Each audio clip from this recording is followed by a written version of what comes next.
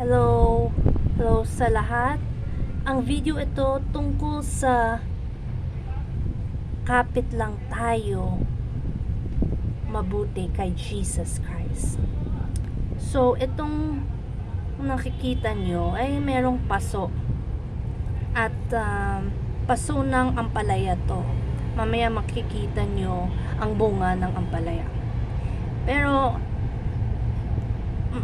itong dried up leaves ay yung napatong kong aloe vera. Okay? 6 days ago to Hindi ko pa na diligan to. Kita nyo? Moist na moist pa rin. Okay pa rin ang soil. Okay? So, na-chop up ko ang aloe vera. Ganitong maliit lang. Tapos napatong ko dito. Ganyan lang Lahat yan aloe vera ng chop. Tapos, after a few days, na dry up. And yung tubig sa aloe vera, yung gel, na soak in sa soil. Nakita mo, basa pa rin. And then, di ko kailangan tubig. Amazing, no? At nakikita nyo, teka muna, ang bunga ng ampalaya. Ganda nyo. Maliit lang, pero unang bunga ko lang to. Mamaya mataba na to. At pwede ko na i-harvest at kainin. Masarap to. So, sabihin ko sa inyo tungkol sa story ng ito. Okay?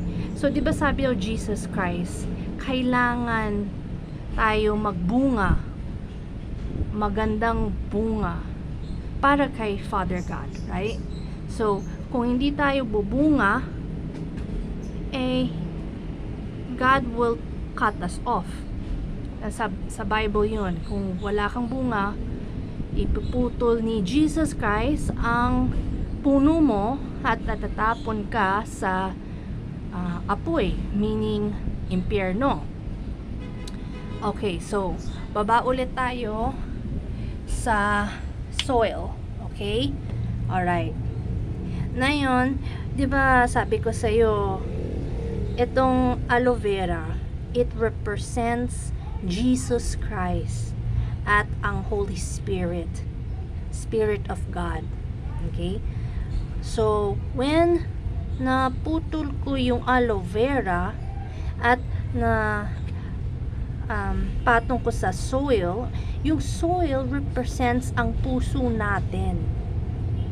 Okay?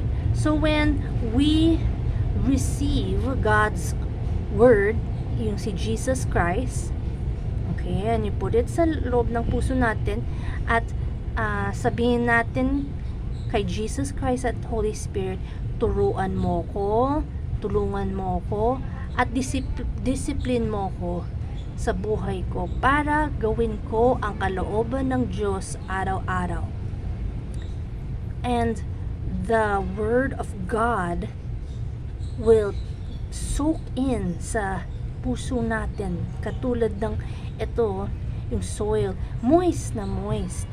So, it went inside at nagta-transform, giving life and nutrients sa soil, which means parang si Jesus Christ, when we receive Him and we let Him change us, we get transformed. Iba yung isip natin, yung puso natin, tapos we're able to do God's will. Hindi nang to one time, kailangan araw-araw yan with repentance. Magsisisi tayo parate at wag ulitin ang kasalanan ulit. Kunwari sa pagpatawad, if meron kayong samang loob sa ibang tao, kailangan yung patawarin agad. At you pray for your enemies. Okay, let's go back sa fruit, okay? So, kung gagawin natin yun, mabubunga tayo ng magandang prutas, katulad tong ampalaya. Okay? So, yan ang gusto ni Father God sa buhay natin. Gawin natin ang kalooban ng Diyos. At hindi natin kayang gawin ang kalooban ng Diyos kung hindi tayong give full authority si Jesus Christ at si Holy Spirit. Turuan tayo, disiplinahin tayo, at pagalitan tayo kung meron tayong mali sa buhay para ma-change ang buhay natin. Huwag tayo maging matigas ng ulo or puso, kasi hindi tayo bubunga. Diba sabi Jesus Christ, ganun, kailangan mabunga tayo. Pero kung hindi tayo bubunga, ang daming pupunta sa impyerno, kasi puputulin ang puno sa mga taong hindi nabubunga ng good fruit for God. So, yung tanong ko sa inyo, nagbubunga ba kayo ng good fruit for Father God? Or wala kayong bunga para sa Diyos? Na yung wag kayo matakot kung wala pa kayong bunga. Ibig sabihin, you get right with Jesus Christ. Tanungin mo, Lord Jesus Christ, anong dapat kong gawin para mabunga ako ng mga good fruit for you? Baka kailangan nyo magsisi sa kasalanan nyo, or patawarin ang mga kaaway nyo, or merong mga kasalanan ng addiction na kailangan tanggalin, or idolatry sa buhay nyo.